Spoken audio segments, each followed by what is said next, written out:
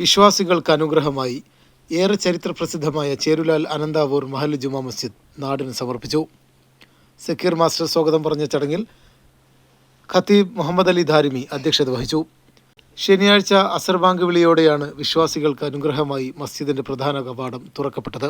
പാണക്കാട് സയ്യിദ് സാദിഖ് അലി ശിഹാബ് തങ്ങൾ അസർ നമസ്കാരത്തിന് നേതൃത്വം നൽകി. അള്ളാഹുവിന്റെ ഭവനങ്ങളാണല്ലോ പള്ളി. അള്ളാഹുവിന്റെ ഭവനം എന്ന് പറയുമ്പോൾ ആ പള്ളി അള്ളാഹുവിന്റെ സംസ്കാരത്തിന്റെ കേന്ദ്രമാണ്. ഓരോരുത്തരുടെ വീടുകള് ആ വീട്ടുകാരുടെ സംസ്കാരം ഉണ്ടാകും. ഇത് അള്ളാഹുവിന്റെ വീടാണ്. അപ്പൊ അള്ളാഹുവിന്റെ സംസ്കാരം പിന്നെ ഇസ്ലാമിന്റെ സംസ്കാരം സാഹോദര്യത്തിന്റെയും സ്നേഹത്തിന്റെയും സഹിഷ്ണുതയുടെയും മസ്ലഹത്തിന്റെയും സംസ്കാരമാണ്. കൂട്ടായ്മയുടെ സംസ്കാരമാണ്. ചേർന്നിരിപ്പിന്റെ സംസ്കാരമാണ്. ആ സംസ്കാരം സമൂഹത്തിന് നൽകുന്ന സന്ദേശം വലിയ സന്ദേശമാണ്. സ്നേഹത്തിന്റെ, സൗഹാർദ്ദത്തിന്റെ, സഹിഷ്ണുതയുടെ സന്ദേശമാണ്.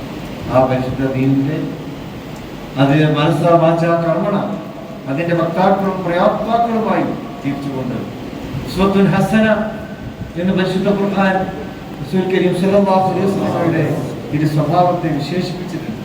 ആ ഹസനാത്തിൽ സ്വഭാവത്തിൽ അതിനെ കാതു സൂക്ഷിച്ച് ജീവിക്കുവാൻ ചടങ്ങിൽ Muhammad Ali Darimi Karekkad, MT Abubakar Darimi, Azeez Faizy Aripra, Ismail Baqavi, Sayyid Shamsuddin Faizy Kurumbathur, Sayyid Saidalavi Koyathangal Kadampuzha, Zakir master, M Alihaji, Alungal Abduhaji, MC Ali Bavahaji, Ayappally Chekkutty, TK Moideenkutty Haji, KT Jafar master, KM Kunjippa Haji, Alungal Moideen, KM Saidalavi Haji, EP Kunjippa, C Muhammad Ali, EP Saidalavi Haji, KM Bava Haji, PK Kunjippa Haji, Poozhithara Abuhaji, KM Raheem, KP Bavahaji എന്നിവർ ആശംസകൾ അർപ്പിച്ച് സംസാരിച്ചു.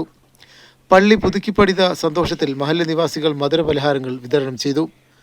പള്ളിയുടെ നിർമ്മാണത്തിലേർപ്പെട്ട വിവിധ മേഖലയിൽ ജോലി ചെയ്തവരെ മഹല്ല് കമ്മിറ്റി ആദരിച്ചു. KT ജാഫർ മാസ്റ്റർ നന്ദിയും പറഞ്ഞു.